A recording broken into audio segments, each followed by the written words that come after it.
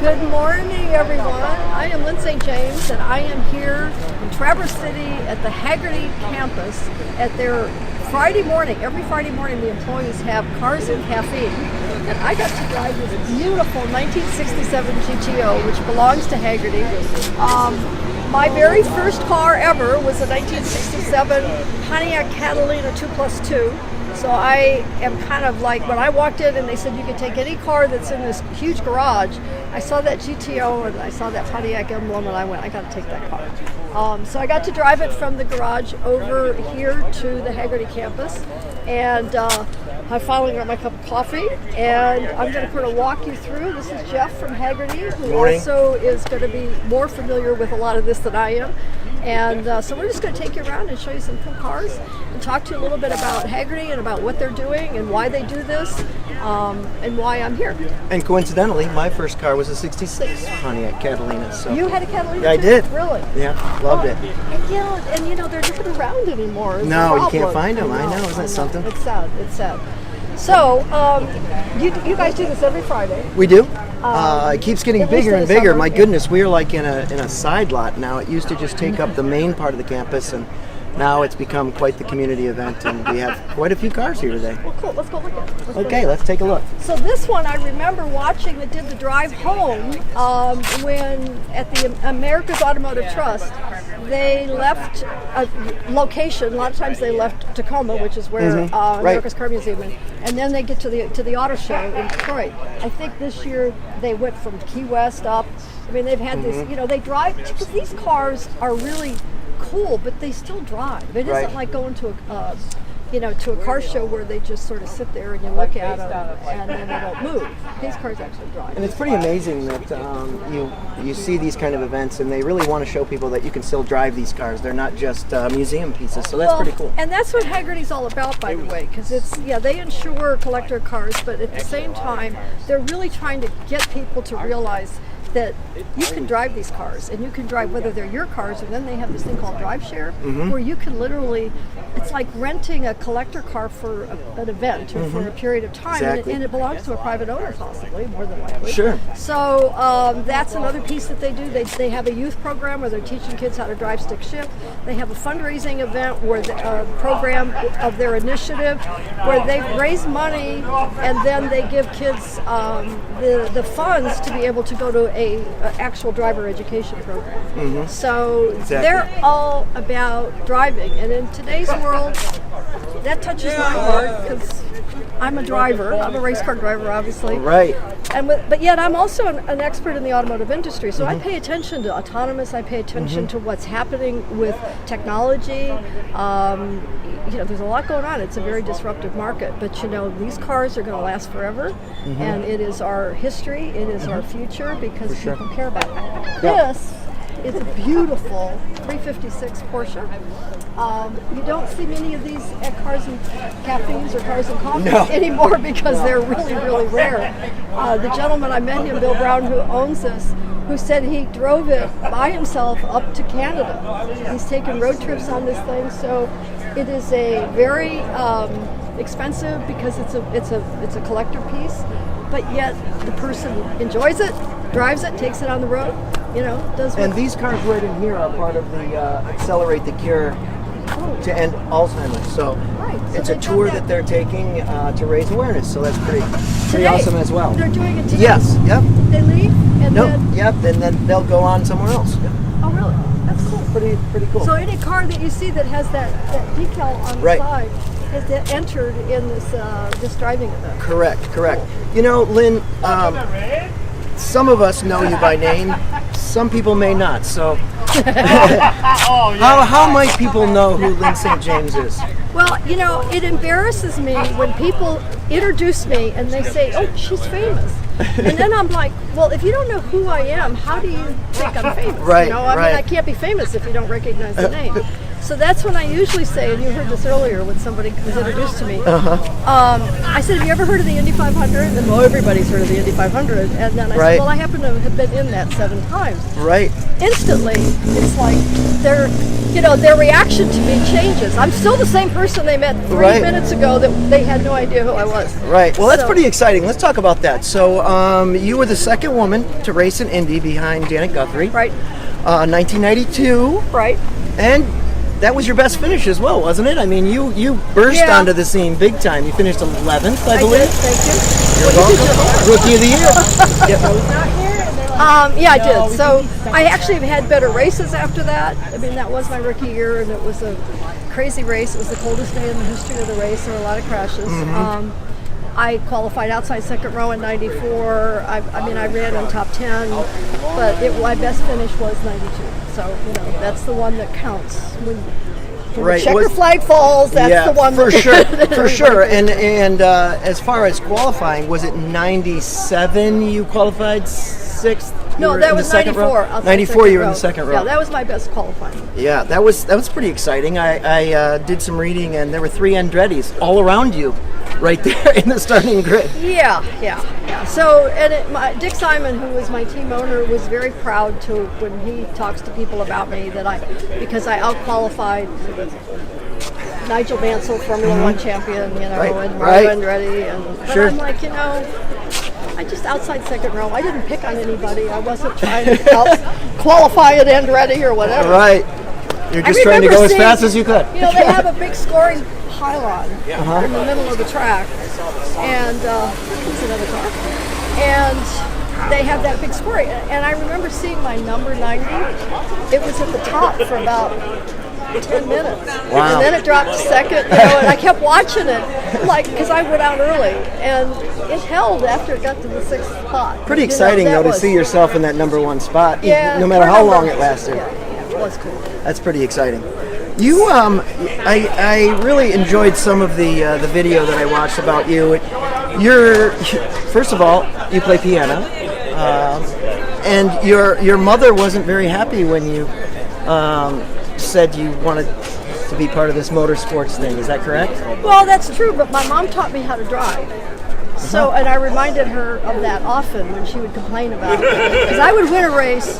This is when I was racing in my amateur days, in SCCA, which is another partner, by the way, of Hagerty, SCCA. Right. And I was a member forever, and I would race, and I'd win a race, and I'd come home, and I wasn't living at home, but I'd tell my mom, and then she'd say, "Oh, that's really good. Are you all done with it now? Will you get this out of your system and stop?" Are you done now? No, Mom, no, I'm not done. So, but she taught me how to drive. She taught me that a car talks to you. The car gives you warnings and signals. And I had to learn the different smells. I mean, my mom was the car person in the family, so she's the one that I think instilled that in me. So, but as a mother, she was concerned about my safety. So she worked. I wore this hat today for you because the first car that you raced was a Pinto. Right. You went and bought a Pinto. Your first race, however, didn't go as well as you planned, did it? You did too much homework. No, my very first race after driver's school, and I was still a novice, they called it. I lived in South Florida. I was racing in West Palm Beach, and I lost control of the car, and I spun, and I landed in this body of water that I thought was just like a little pond or whatever, and it turned out to be a lake, and I totally sunk the car. And they gave you an award at the end of the year for that? I got the Alligator of the Year award. That's right. I got to stop. I don't want to talk to you anymore. You know too much. Oh, well, I enjoyed this research. I really had a lot of fun with it. I mean, I knew who you were before this, but I really enjoyed learning more about you. So, now you, at the time of you set the mark for the fastest female at Talladega. Is that right? Right. Well, not just female. I mean, I set 21 national, international speed records. So some of those were women's records, but some of those were just overall records. But you saw the record on there for a female, and you thought, I can beat that, right? Wasn't it like 188 miles per hour, something like that? Yeah, it was 100 something. And you wanted to go 200? Well, it was just that when I saw this record recorded at Talladega, and I think it was Mark Donahue had the record at like 236 or something. And then they had this woman's record of like 176, and I'm like, that's embarrassing. I almost wish they wouldn't have put that in there at all. You know, why? It made us look like we couldn't go faster than that 176 or whatever the number was. It was way, way slower than the overall record. And so I just said, that's not right. And so I convinced Ford to go to Talladega, actually with the Ford Probe. I went over 200, and then I said that's not good enough. And a few years later, we went back in the Thunderbird, the Ford Thunderbird Super Coupe, and we went 212.577, which wasn't so bad. And that car still is it actually is at the museum at Talladega that people can go see the Thunderbird. And then, of course, because it's an FIA sanctioned, this may be more than you want to know, but it's an FIA sanctioned event, like qualifying at Indy, also then it actually qualifies for being a record because it's an FIA sanctioned event. And so all of my qualifying at Indy broke my records at Talladega. So I held that for 225, and then actually Sarah Fisher and her qualifying at Indy, which is 229, is I think the fastest record for on a high speed. Right. Something that caught my attention was when you we can walk a little more if you like. Something that caught my attention when you were just talking is you said I convinced Ford. That's not the first time you convinced Ford, correct? I mean, you really pestered them to bring you on board early on, didn't you? Yeah. I think, first of all, when you decide you're going to be a professional race car driver, it's a business. And so I would put my business hat on. And this is a really good car. It's a VW, but it doesn't look like a typical VW. Sorry, what is it? It's got a blower motor on it. It's the R32. It's a prototype. That's really cool. Look at that. Look at that engine. Look at that beautiful engine. That's gorgeous. So anyway, it's a business. And so I put my business hat on, and I said, I got to figure this out. And so I've spent my entire life convincing people to do things. Whether it's support the RPM Foundation because it's important, or to support my Project Podium grant for women in racing, because how else are women going to actually get to the top if they don't have some support? And so I convinced Ford Motor Company to sponsor me after 3 years of bugging them, and it worked out pretty well. I had 15 years of a relationship with Ford, so without that relationship, I'm absolutely convinced that I would have never had a career in racing. That's awesome. I'm learning that you're very persuasive. That's kind of, now you speak to groups, you're the keynote speaker, you're a motivational speaker. What is your main message? I mean, it's hard probably to sum it up in a couple sentences, but what is your message? Well, you have to believe in yourself. If you don't believe in yourself, who else will? And if you have something to say or you want to make a difference, once you really believe in yourself, then you better go out after it and make it happen. And you can't do it alone. And more than likely, almost everything that happens in this world takes a community or a collective group of people. And so I just believe that. I don't know. And so I think everybody has power that they don't understand. Maybe not everybody, and not a lot of people do understand it. And I'm not the only one that does this. So it's just a matter of I want to wake people up. And I want to say, what do you believe in? And if you believe in yourself, and then you want to make a difference somewhere, then go out and do it. And so that's awesome. My message. Another thing that really stood out to me is you talk about the difference between dreams and goals. Well, dreams are, you throw them out there, it's a dream. Goals are, you write them down, it's a very specific thing. You got to have a plan of how you're going to achieve them. You got to have timetables, it's an action. Goals are action oriented. Dreams can inspire your goals. Right. But your dreams are yours. Your goals are yours too, but I just think dreams are, you can play around with dreams, right? But goals, it's an accountability, it's an action plan. And there was this moment when you turned your auto racing dreams into a goal. I mean, at some point you had to turn the switch on, and I know you probably dreamed of racing at Indy, for instance, and then it became a goal. Yeah, no, for many years I would go to Indy and I'd watch. And It's funny, I go back now, in turn 2, I have the opportunity to watch the race from the suites of turn 2 back in the 80s, because I met a gentleman that had that suite, and they invited me to come up, and I'd watch qualifying. And I'd lean over the railing, and I'd watch the cars coming through the short chute and through turn 2 and down the back straightaway, and I would literally dream about being in that car, particularly if it was Al Jr. or Les Mears, because it was so smooth and so perfect. But it was like, Yeah.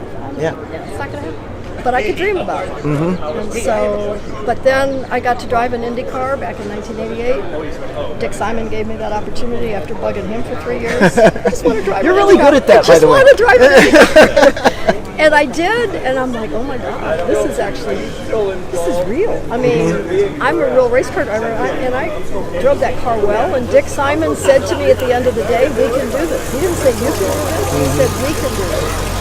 And so I had that piece of it now. I had somebody else that believed in me, and not just me. And so 4 years later, after 150 companies that said no, JC Penney said yes, and the rest That's is history. amazing. That's amazing.